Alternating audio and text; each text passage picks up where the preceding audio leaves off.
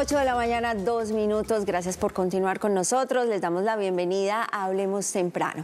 El próximo sábado 26 de abril, lo anunció hace pocas horas el Vaticano, serán las honras fúnebres, el entierro del Papa Francisco, de cuyas imágenes ya se ha hablado en diferentes medios internacionales. También aquí en Noticias Telemedellín, en nuestra primera emisión a las 6 de la mañana, les mostramos toda esa concurrencia, las principales fotografías, todo lo que ha sucedido en torno a esta despedida, en torno al lamento en el cual se ha unido el mundo entero, incluso el no católico también, para despedir al Papa Francisco. Y hoy en Hablemos Temprano queremos seguir hablando acerca de las implicaciones de la partida del máximo jerarca de la Iglesia Católica. Está con nosotros y es un gusto saludar al padre Diego Marulanda. Él es el rector general de la Universidad Pontificia Bolivariana, nuestra UPB. Padre, bienvenido, Hablemos Temprano, gracias por estar acá. Andrea, cordial saludo para ti y para toda nuestra teleaudiencia. Muchas gracias por la invitación y aquí estamos precisamente para vivir también este acontecimiento de humanidad y de iglesia. Padre, quiero comenzar por algo muy bonito y es que ustedes en la UPB han tenido una vivencia preciosa con los estudiantes, sobre todo con los niños, con los que apenas están empezando este recorrer de la vida, del aprendizaje. Y cómo les ha llegado ese mensaje a ellos. Y veía por ahí, usted me enseñaba un video muy bello de un niño que hacía como un recuento de esas palabras suyas frente a la despedida del Papa y frente a lo que nos queda. ¿Qué viene ahora para los católicos? Bueno, y de la mano de los niños, sí, creo que viene un camino de esperanza. Están haciendo una nueva humanidad. Dios lleva su historia entre luces y sombras, y creo que Francisco también nos deja con su estilo de vida, inclusive con la invitación que nos hizo para este año que estamos viviendo, sobre todo a caminar juntos en la esperanza. Citabas los niños del colegio. Yo creo que estos niños hoy nos están narrando la vida con un futuro muy promisorio. Maximiliano, un niño que estuvo ahora en la Pascua en el Ecocampus de la UPB, en el templo, ahora me manda un mensaje diciendo de cómo celebrando la partida de Francisco, pero con mucha esperanza y a partir de la vida, del corazón, de la fe, del testimonio. Y creo que estos niños con los que venimos conversando, entendiendo qué es lo que sigue para la vida, nos ayudan a situarnos en ese legado espiritual que nos deja Francisco, que puso un nivel de condición humana muy alto. Muy alto, padre. Y además, ya que hablamos de los niños, que son el presente, son el futuro, son todo, si así lo queremos ver, el Papa Francisco tenía una conexión especial con los niños, le llamaban especialmente la atención, así como las personas más vulnerables, las más necesitadas, pero él sabía que en los niños había que sembrar una semilla. Francisco es un hombre común y corriente, inclusive como él se quiso despedir, un hombre muy normal, tocado por la misericordia de Dios, un hombre que se dedicó como a interpretar el espíritu del Evangelio, y por eso lo que tú dices es verdad. Francisco llegó a entender que el sueño de Dios, inclusive manifestado en su Hijo Jesucristo, es la construcción de una nueva ciudad, del reino de Dios que llama el Evangelio, a partir de los niños. El que quiera entrar en esa nueva forma de construir la ciudad, tiene que hacerse como niño. Entonces, por eso Francisco se acercó mucho a los niños, porque él sabía que además los niños era esa nueva presencia de Dios creada. Y lo decía, inclusive a nosotros los sacerdotes nos decían, miren, cuando estén en una Eucaristía y estén en la homilía, y si un niño está gritando, está jugando, déjenlo, porque tal vez esa es la palabra de Dios que necesita la comunidad, más que la suya, sacerdote. Entonces yo creo que fue un mensaje también muy lindo, poniéndonos como Jesús a mirar hacia los niños, porque ahí es donde están los grandes aprendizajes para la humanidad que sigue. Qué belleza eso, padre. Hablando de esa manera en que se despide el Papa Francisco, horas antes de su muerte toma fuerzas, es capaz de salir, dar la bendición en ese último día de la Semana Santa. Es como si su espíritu se hubiera resistido a irse sin cumplir, entre comillas, pues esa labor que él tenía en la Semana Mayor. ¿Cómo lo ve usted desde su fe, desde su espiritualidad? Sí, yo creo que Francisco fue un ser humano común y corriente, muy integral, muy de a pie, un hombre que le gustaba el fútbol, un hombre que le gustaba toda la cultura, un hombre que fue capaz como de acercarse a la condición humana, pero lo que lo distingue es que es un hombre tocado por el Espíritu de Dios. Entonces yo creo que ese Espíritu de Dios, en el contexto de la Pascua, se hizo presente en él frente a esa debilidad del cuerpo que ya no le daba más, pero creo que es el Espíritu el que nos regala como un mensaje. Y cuando el ser humano está en una condición también de vulnerabilidad, cuando esa vida está tocada por Dios, ahí ocurren cosas maravillosas. Yo creo que ese fue el mensaje que todos pudimos ver en la muerte de un hombre común y corriente, pero que da que pensar. Es como un misterio la capacidad que tuvo también de fortaleza física para darnos la bendición, para despedirse, y bueno, horas después nos llega la noticia de que ha vivido su Pascua. Entonces creo que es un momento, una Pascua de Francisco, de un ser humano que nos deja, como dije ahorita también, una herencia espiritual humanista. Qué belleza. Y ya que usted habla de esa herencia espiritual, humanista, me gustaría preguntarle por la importancia de que haya sido el primer papa jesuita, una comunidad que siempre ha estado entregada a los más pobres, a los más necesitados, que él desde sus primeras palabras cuando fue elegido papa hubiese dicho: me llamaré Francisco en honor a San Francisco de Asís. ¿Eso qué significa? Bueno, yo creo que el Papa, en su condición también de sacerdote y de jesuita, y los jesuitas tienen una particularidad también, que se forman en el talento y en la capacidad que encuentra la comunidad en cada uno de sus miembros. Y creo que aquí en Francisco los jesuitas entendieron un hombre también muy coherente con el Evangelio, que entendió que es la humildad, que es la cercanía a los más vulnerables, el camino del Evangelio. Yo creo que por eso Francisco, todo su gran mensaje, que es un mensaje social, además, un hombre que nos puso, inclusive cuando vino aquí a Colombia, recuerden que el Papa no vino a decir muchas cosas, el Papa nos puso a mirar para donde normalmente no mirábamos los colombianos. Entonces por eso fue a la casa de una señora pobre por ahí en Cartagena, y por eso aquí en Medellín nos llevó y nos puso a mirar la obra de caridad que tiene la arquidiócesis, también con el cuidado de los niños. Entonces era un papa que no quería hablar demasiado, de hecho no fue muy elocuente en términos de encíclicas y documentos, sino que quiso más bien ponernos a mirar para donde normalmente mira Jesús, que es a los más vulnerables, a los más pobres. Padre, con miras a lo que se viene para la Iglesia Católica, el Padre Francisco se concentró mucho en la renovación, digamos, en atraer a las nuevas generaciones. Él era consciente de muchas falencias que tal vez habían alejado a la gente. ¿Qué viene ahora para la Iglesia Católica? ¿Cuál es el mayor reto, no solo en la elección del sucesor del Papa, sino también en la tarea que tiene ese nuevo pontífice? Yo creo que la Iglesia siempre, en toda su historia, ha tenido un reto, el de conservar la tradición, que es el fundamento, pero de traducirlo precisamente a un lenguaje de ese nuevo presente de la historia, que es lo que hace cada papa de manera particular.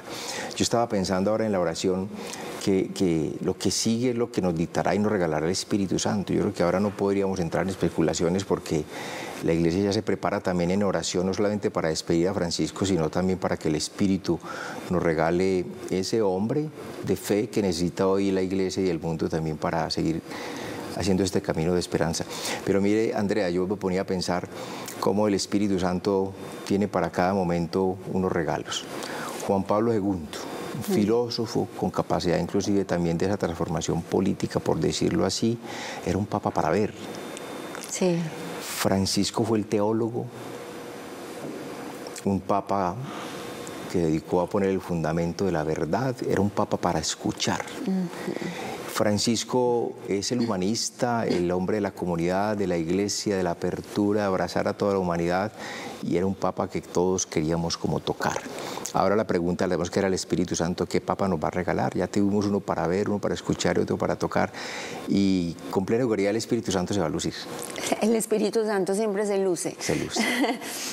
Padre, quiero preguntarle por ese recuerdo que usted tiene de la visita del Papa Francisco a Colombia, obviamente específicamente directamente a Medellín. ¿Usted cómo la vivió? ¿Pudo estar de cerca o la vio a través de los medios? ¿Cómo fue esa experiencia?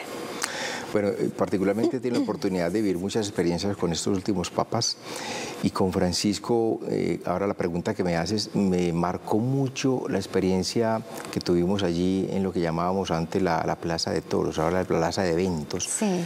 El Papa allí, en un lenguaje muy cercano, además que lo tuvimos muy cercano físicamente también, dijo esta expresión, llamado la atención. Dos cosas dijo que me llamó mucho la atención. Primero, nos llamó la atención y dijo que el diablo entraba por el bolsillo. Casi entonces el gran problema que tiene la humanidad de este país es el tema de la corrupción. Entonces, atención, porque el diablo entra por el bolsillo.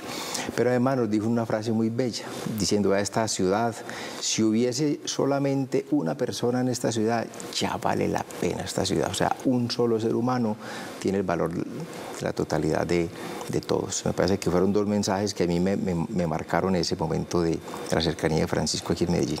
Qué belleza, padre. Ese fue un discurso, un encuentro, como usted dice, muy cercano con los representantes de la iglesia, con padres, con las religiosas de diferentes comunidades, y también usted mencionaba cómo exaltaba a las obras sociales. Por ejemplo, cuando estuvo en ese orfanato, cómo escuchó los testimonios de los niños, las niñas que les contaban sus historias por pertenecer a familia de víctimas, de desplazamiento. ¿Cómo fue eso? Sí, esa experiencia fue, yo creo que tal vez el de la Eucaristía fue muy tocante, era un hombre eucarístico. Pero ese momento también que vivió allí en Hogar de San José, esta obra de la arquidiócesis, fue muy bello porque el Papa quiso como mostrar esos rostros que son los que nos cuestionan, ¿cierto? El rostro del otro también me interpela. Creo que esa experiencia allí en Hogar de San José, que a propósito, esta Pascua también la oportunidad de recordar a Monseñor Armando Santamaría también, que recientemente vive su Pascua, pero ellos nos pusieron, y particularmente el Papa nos dijo, ya, medellinenses, paisitas, hay que mirar para acá, porque la riqueza de esta ciudad también son los pobres. Aquí hay mucho talento, aquí hay muchas personas para cuidar, para acompañar. Entonces, un Papa que estuvo buscando siempre como ese equilibrio social, como que dice, hemos construido mucho descarte, hemos descartado a mucha gente y pareciera que hubiese gente como de segunda clase, y resulta que estos son los primeros para Dios.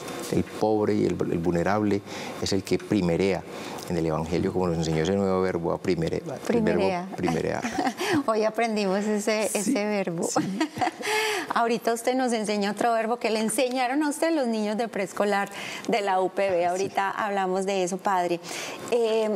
Siente uno que el Papa Francisco trascendió esa jerarquía de la Iglesia Católica, y lo veíamos en los testimonios de la gente en diferentes lugares del mundo lamentando la partida del Papa Francisco. Muchos decían, no soy católico, pero la figura de Francisco siempre fue importante, siempre me tocó el corazón. Fue un Papa que logró hacer eso, trascender la religión, trascender el catolicismo, y llegarle tal vez a la gente como él quería, conmoverlos con amor, tal vez. Claro. Yo creo que el Papa entendió que la transformación del mundo pasa por la transformación del ser humano. Y por eso se centró mucho en el corazón. Yo creo que el Papa no se desgastaba mucho en construir grandes mensajes desde el punto de vista intelectual, racional. Yo creo que fue un Papa de a pie, un Papa que interpretó la condición humana y permitió que la condición humana fuera la que hablara. Entonces, en ese sentido, nos puso a hablar como desde adentro. De hecho, sus escritos están marcados por el tema del corazón, que es el mensaje también del Evangelio. Entonces, yo creo que ahí el Papa hizo una gran transformación, que además le dio fuerzas, una valentía también, para una osadía, además, para lanzarse a hacer la transformación también de la Iglesia como estructura, ¿cierto? Empezando inclusive por el Vaticano, deja unos mensajes, deja un camino para continuar, un camino donde nos veamos todos, la Iglesia es la familia de Dios en el mundo y todos tenemos un lugar en la Iglesia. Entonces, claro, esa desclaricación de la Iglesia, nos hablaba mucho, una iglesia demasiado clerical, no alcanza a comunicar el evangelio, entonces hay que darle participación a todos, al laico. Le dio un papel muy importante también a la mujer, pues porque ya Cristo le había dado en el evangelio, entonces él nos viene como, estuvo como recordando con todos sus gestos, con sus decisiones, los gestos y las decisiones de Jesús en el evangelio. Qué bonito. Sí, también la importancia de las mujeres. Ocuparon cargos en el Vaticano que nunca habían ocupado y él les dio esa relevancia y eso pues también lo hará ser muy recordado. Padre, ¿cómo está conformado ese cónclave? Se habla de que este tal vez es un poco diferente al que eligió a Francisco en el año 2013. Este es un poco, no sé si más heterogéneo, pero tal vez hay mucha expectativa porque usted decía, el Espíritu Santo se lucirá, pero cualquier cosa puede suceder en la elección del sucesor de Francisco. ¿Cómo es este cónclave? ¿Cómo es este proceso? ¿Usted cree que será rápido? Pues en los tiempos, dejemos los tiempos de Dios que serán perfectos para ese momento, ese proceso de elección, que es un momento de oración. Yo creo que es un momento de oración. Por supuesto, el Papa en sus decisiones, en su manera de traducir el Evangelio y en la transformación también de iglesia que hablábamos ahora, él tomó la decisión también de mirar para unas regiones donde normalmente no se miraba. Entonces hizo obispos, hizo cardenales de otras latitudes, es decir, diciendo aquí hay una riqueza espiritual para la iglesia y los lleva también al colegio cardenalicio. Entonces ahí vamos a tener también una visión muy nueva, unos cardenales también con una visión muy cercana a la realidad también, pero también vamos a tener que la belleza de la iglesia que conjuga como la tradición con la innovación, entonces también todo ese cuerpo de cardenales también que representan como el fundamento. Entonces ahí yo creo que ese diálogo, esa conversación en oración, que es un cónclave internamente, es donde el Espíritu Santo nos va a regalar la persona que nos va a seguir acompañando, un ser humano tocado por Dios, llamado a prestar un servicio en la iglesia. Padre, en ese cónclave de quienes eligen y son elegibles, está un colombiano, Monseñor Luis José Rueda, arzobispo de Bogotá. Es muy loco, él mismo ya descarta que él pueda ser elegido, pero ¿cuál es la importancia de que un colombiano esté ahí? Pues es la importancia de lo que representa también la iglesia particular, en este caso de Colombia, particularmente la arquidiócesis de Bogotá, de un hombre también, lo hemos seguido, es un hombre tocado por Dios, un hombre muy humilde, muy sencillo, muy profundo, con una visión de sociedad, de país, de iglesia que tiene autoridad. Entonces yo creo que la importancia es que vamos a tener allí los colombianos la oportunidad de participar como de ese gran momento de oración, de ese proceso donde el Espíritu Santo nos va a ayudar precisamente a elegir. Y bueno, el cardenal nuestro tiene la posibilidad además de votar, entonces que todo Colombia estará en el momento de la votación. Y es muy loco, le iba a preguntar, que se nos pase por la cabeza que lo puedan elegir.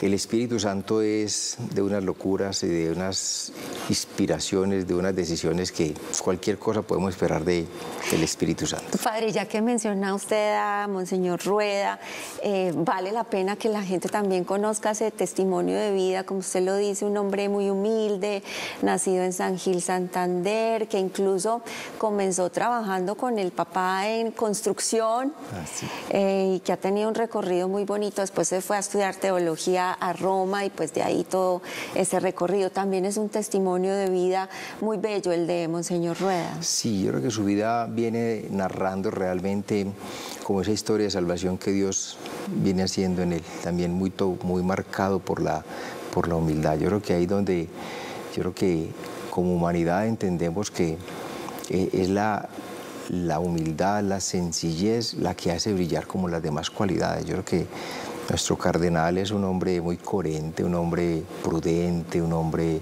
cercano, amoroso, misericordioso, un gran estadista, conoce muy bien nuestro país también.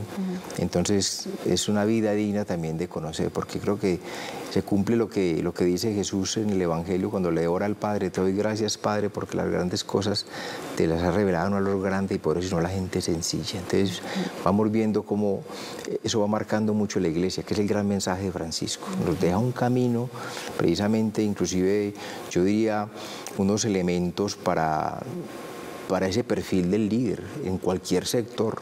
Un líder hoy que quiera significar, que quiera impactar positivamente en su grupo y en la sociedad, tiene que estar marcado también por la humildad. Yo creo que Francisco y nuestro cardenal, como seres humanos, nos dan un mensaje muy importante, y es: el liderazgo tiene que ser de a pie. Yo creo que hoy no necesitamos tantos egos ni tantas personas paradas montados en caballos. Creo que no. Es más bien, como lo decíamos ahora el Domingo de Ramos, es en el burrito de a pie para poder ir al ritmo de los demás. Y creo que hay un asunto muy interesante también, el cardenal Rueda y el Papa Francisco, que nos dejan también ese nuevo prototipo de lo que es un líder hoy en cualquiera de los sectores, a partir de la humildad.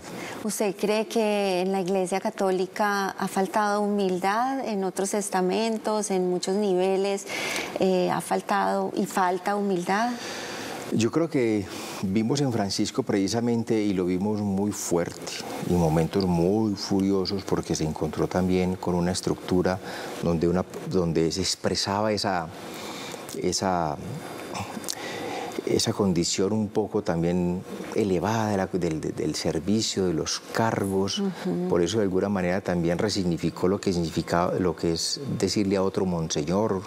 Él como que desmontó todo eso, ¿cierto? Y se encontró, por supuesto, eso, su valentía para desmontar toda esa estructura petulante que tiene también el Vaticano en términos de estructura. Y dijo: no, bájense de ahí. Y fue capaz inclusive de destituir a muchos. Es decir, yo creo que el Papa fue muy valiente y les dijo: pues aquí hay un estilo, he querido traducir el Evangelio, por eso me puse Francisco, aludiendo a Francisco de Asís, porque es una iglesia en salida, una iglesia cercana, una iglesia que ama, que llena de misericordia, que sonríe, que se parece a la vida del pueblo, como él. Recuerde que fue un hombre enamorado además del fútbol. Entonces, él quiso como traducir el Evangelio, y el Evangelio es humildad. Y nunca dejó de ser Jorge Mario, el argentino, el de Buenos Aires, el porteño. El porteño y el hincha de San Lorenzo. Y bueno, eso fue un hombre muy íntegro. Creo que el Papa Francisco nos dice que la vida también de fe es una vida natural y normal. Podemos vivir todo y al mismo tiempo agradarle a Dios. Qué bonito. Pues padre, mire, ya que mencionamos a Monseñor Luis José Rueda, lo invito a ver este informe que preparamos, tiene que ver con los cardenales colombianos que están en ese grupo de cardenales y que participarán de alguna manera en este proceso de elegir al sucesor del Papa Francisco. Colombia tiene 3 cardenales: Rubén Salazar Gómez, Jorge Enrique Jiménez Carvajal y Luis José Rueda Aparicio, pero solo este último podría ser papa, pues los otros 2 superan la edad límite para participar en el cónclave, que son 80 años. Esa es la sorpresa que voy a tener ahora que llegue a Roma y que me tenga que poner dirección, ¿no? Va a ser una gran sorpresa también. Bueno, yo creo que es bueno decir en un momento dado, como San Pablo: ya terminé mi carrera, ya terminé cursum consumavi, dice San Pablo en la traducción de la Vulgata. Ya consumé la carrera, ya llegué a la meta. Y por lo tanto, eso da también una alegría de que poder decir: gracias al Señor, llegué. Nacido en San Gil, Santander, Rueda Aparicio viene de una familia profundamente religiosa. Fue carpintero, constructor, tejedor y estuvo en el ejército. A los 19 años ingresó al Seminario Conciliar de San Carlos de San Gil para estudiar filosofía, pasando a la Universidad San Buenaventura en Bogotá para formarse en teología, y también obtuvo su licenciatura en teología moral en la Academia Alfonsina de Roma. Desde la Conferencia Episcopal de Colombia queremos que el Señor se manifieste durante todo este año en favor de los colombianos. Queremos que sea una manifestación permanente, dejándonos entender que Él está cerca, que su palabra, que su voz, que su caminar con nosotros nos anima, nos levanta y no nos deja caer en el pesimismo y tampoco en la división.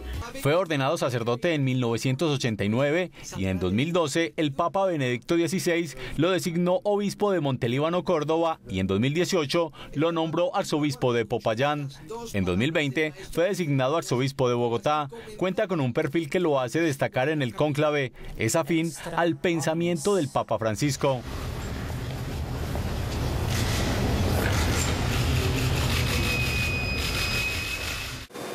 Ocho de la mañana, 27 minutos, 3 cardenales colombianos, padre. 3 cardenales. Ahí presentes. 2 que dicen ya cumplieron su labor y Monseñor Rueda, que sigue ahí muy activo.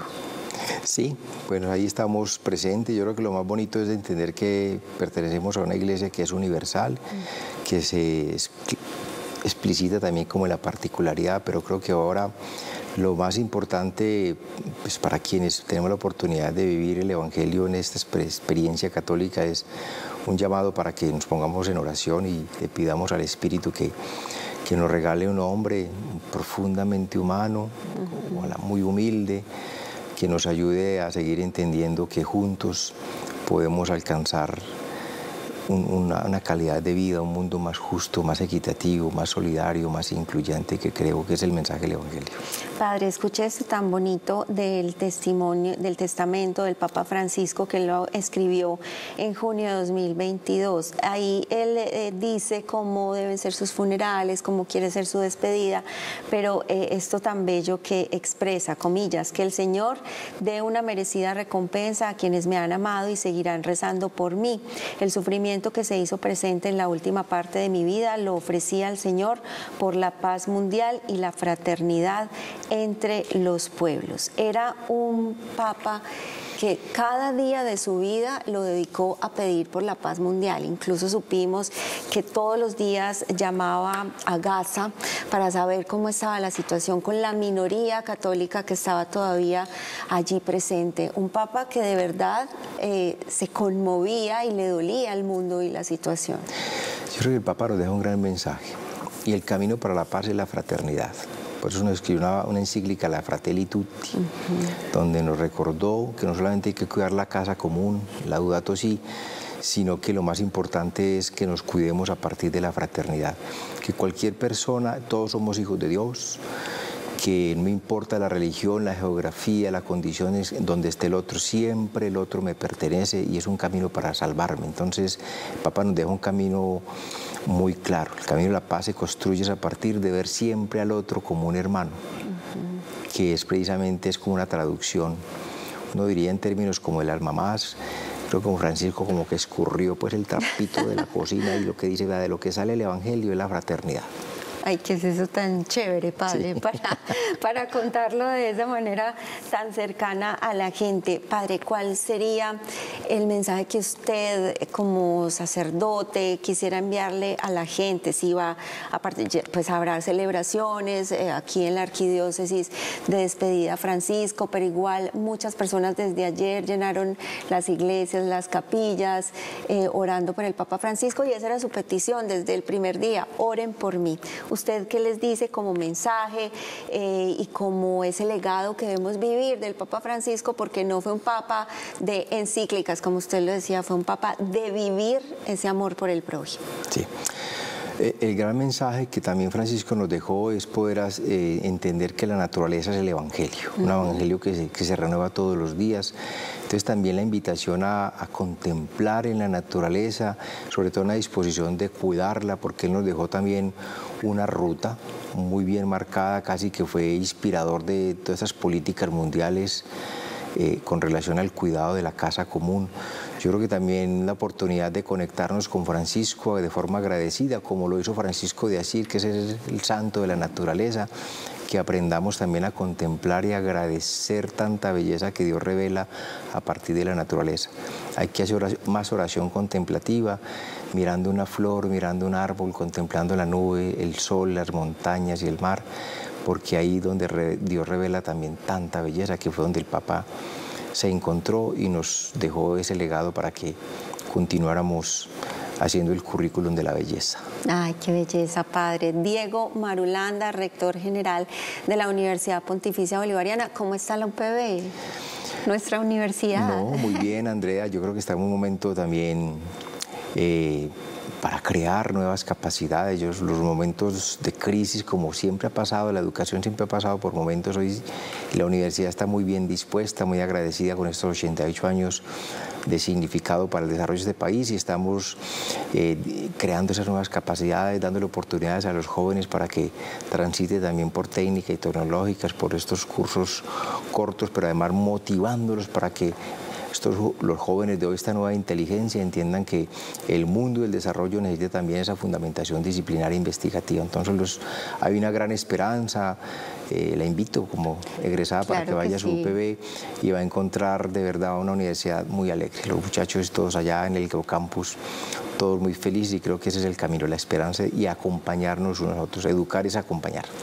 Padre, muchísimas gracias, un gusto haberlo tenido acá, abrazo a toda esa comunidad bolivariana y gracias por esa percepción tan bella, tan vivificadora de lo que fue el testimonio del Papa Francisco. No, con todo el gusto y muchas gracias, y bueno, Telemedellín es siempre nuestra casa. Claro que sí, padre. Aquí siempre bienvenido. 8 de la mañana, 33 minutos. Bienvenidos ustedes después de este corte, que es bien pequeñito, para que sigamos con la actualización informativa en Noticias Telemedellín.